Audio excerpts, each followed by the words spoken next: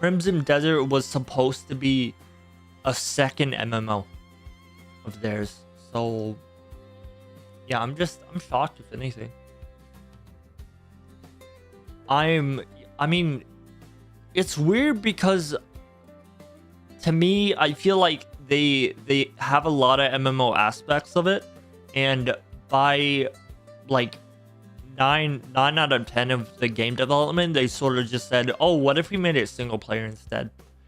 But they kept all the boring MMO aspects of it. That's kind of how I feel about the game personally. I mean, you guys might feel different, but that's kind of my shtick with it right now. So this is a major difference in philosophy. Doesn't this remind you of Skyrim?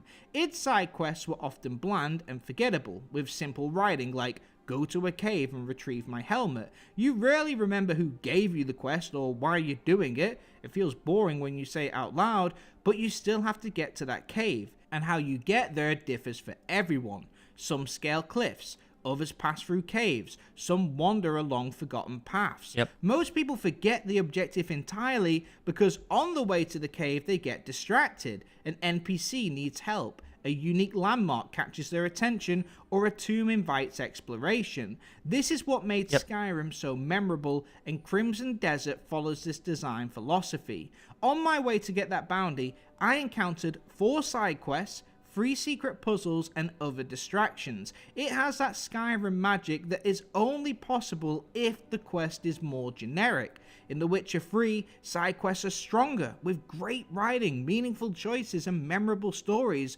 but they're static and controlled, so you rarely get distracted along the way. They have to be in order to maintain that quality. In Skyrim and Crimson Desert, the quests themselves may be weaker, but that creates a different kind of magic. In The Witcher 3 and Red Dead Redemption 2, the magic is in the quests themselves, while in Skyrim and Crimson Desert, it's the journey on the way. Witcher 3's quests are supposed to be great.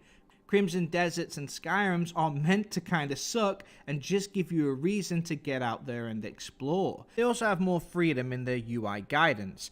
Crimson Desert uses an old school design where a marker is placed on the map and you have to carve out your own path. Modern games like Red Dead Redemption 2 and Cyberpunk mark out the most efficient path, which removes a lot of the discovery. I mean, San I Andreas kind used of the feel old the same way. method and had better exploration, yet weaker side quests. GTA 5 mapped out the steps, told you which road to follow, its quests were on rails, yet they were of a higher quality. By making you forge your own path, Crimson Desert leads to unique discoveries like Breath of the Wild and Tears of the Kingdom, meaningful exploration. Now, some may not like this type of design. I don't know. What would you guys, if you guys played Crimson Desert, if any of you guys have, like, what would you rate it so far?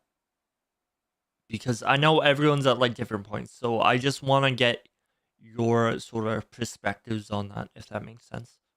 I much prefer the structured method of games like Witcher 3. Some may say that it's an outdated concept, but the one thing you cannot deny is that it definitely leads to more organic discoveries. Now, let's talk about exploration. Crimson Desert's world is massive and very little is pointed out. You have to discover things organically, which means a lot of players will inevitably miss a lot.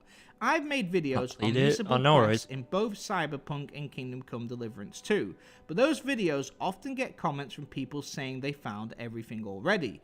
And that's true, because the game marks pretty much every side quest on the map, making them nearly impossible to miss. Games like Assassin's Creed Odyssey and The Witcher 3 also fill their maps with icons and question marks, guiding players directly to points of interest. And the reason why they do this is because they don't want players to miss any content or waste time exploring. They want to pinpoint where you should go, like go over here, there's something worth finding, to remove the frustration, so to speak. So while these worlds are packed with things to do, most players still end up seeing everything